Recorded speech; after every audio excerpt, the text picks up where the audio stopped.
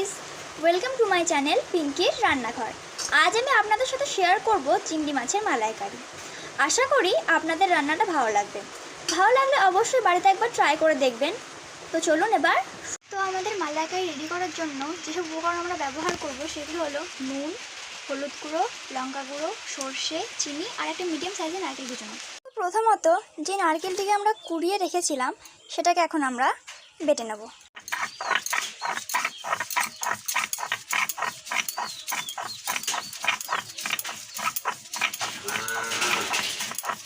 তো এবার আমরা চিংড়ি মাছগুলোর মধ্যে নারকেল বাটা, সর্ষে বাটা,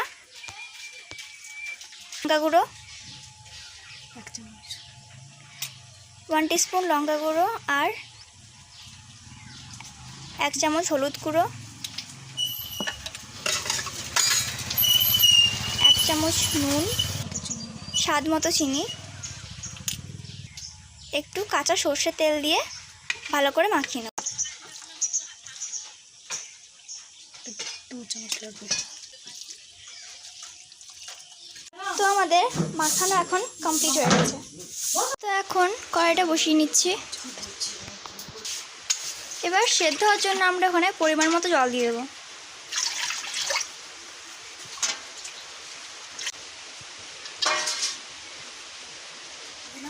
এবার আমাদের মাখিয়ে রাখা চিংড়ি মাছগুলোকে একটা টিফিন বাটির মধ্যে ঢেলে নিচ্ছি।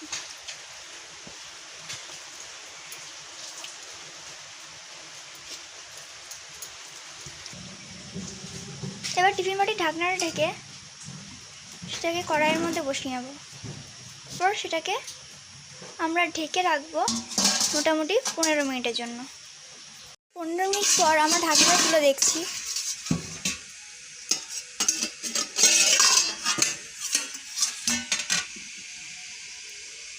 তো মালাইকারি পুরোপুরি হয়ে গেছে, এখন আমরা গ্যাসটাকে বন্ধ করে দিচ্ছি। তো আমাদের চিংড়ি মাছের মালাইকারি একদম রেডি হয়ে গেছে এখন। তো এটা দেখতে তো খুবই সুন্দর হয়েছে আর আই থিঙ্ক খেতেও ভালো হবে। আপনারা অবশ্যই একবার বাড়িতে এটা ট্রাই করে দেখতে পারেন।